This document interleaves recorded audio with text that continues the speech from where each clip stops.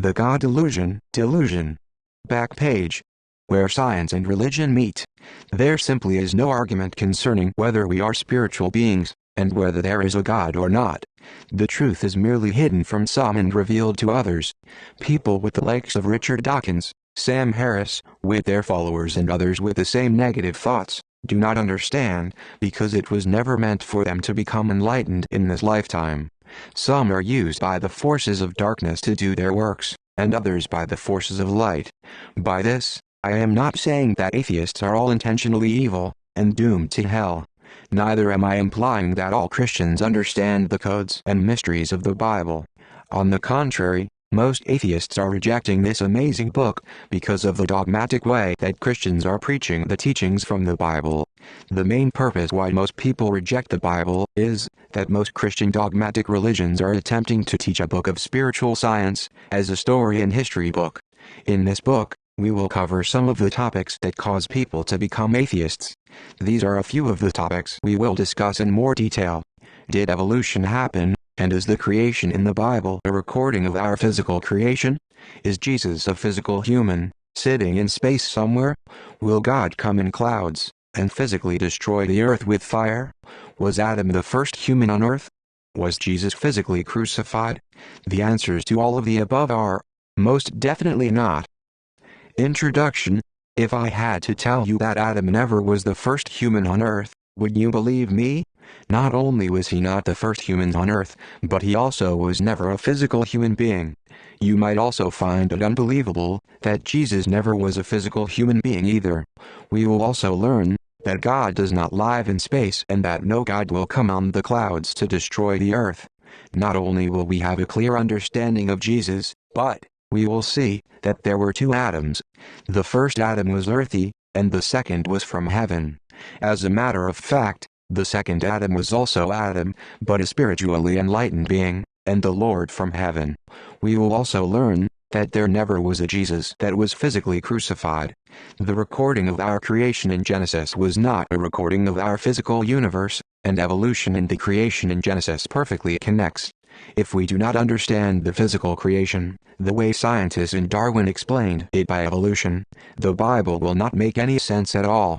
If you do not believe in evolution, but you believe that the creation in Genesis was a recording of our physical creation, or you would finally like to make logical sense of these matters, you have to sit back and ask yourself, what is the reason why you believe what you believe in at this time? You have to decide whether you want to know the truth for yourself, or whether you want to believe what people told you to believe in. The first step you have to take in finding some truth is to empty your glass, and be willing to learn from what both scientists and religion teach. You have to sit on the side, without any influence from people who will override your decisions. You have to give your own mind the opportunity to see what makes sense and what does not. Remember, you are responsible for your own soul. We were all born as babies, and we needed somebody to guide and teach us when we grew up. But there came a time that we had to walk on our own. In spirit, it works the exact same way. As we become grown-ups in our physical bodies, we also grow in spirit. But, although some might be grown up in the physical bodies, they may merely be babies in the spirit. We, therefore, have to grow in spiritual consciousness, and take care of our own souls at some stage. Why would I want to remain unenlightened and depend on somebody else to take care of my soul? Ask yourself this question. If I blindly and unknowingly followed somebody that never was enlightened, and I simply followed them because I was too lazy to seek the truth for myself, who will take the blame for my battered soul at the end? I am not saying that our soul's journey will end at the grave either. We have to remember though, that the physical body is extremely precious, and hard for one's spirit to come by. So, why would anybody want to remain attached to this world and continue suffering for a few more lifetimes? You have to seek the kingdom of God whilst you are inside the body. If you leave the body and you did not find God's kingdom, it will be too late. You will have to take another body and continue in this state of hell. That is final. No matter how many friends and loved ones you have, or how famous you are alone in this life. People are merely a distraction, which eludes you into believing that life is so great. This is all an illusion, and you will leave your body and be on your own.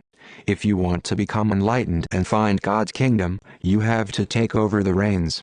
You have to remember that if the gurus, ministers, or scientists you followed were wrong concerning any of these spiritual matters, you will remain imprisoned in their fantasy.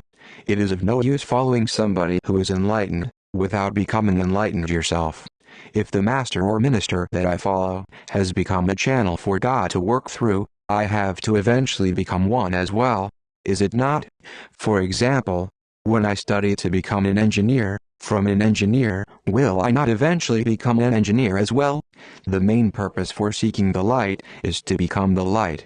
Therefore, let us see whether we can make sense of these matters, and see what makes sense and what does not.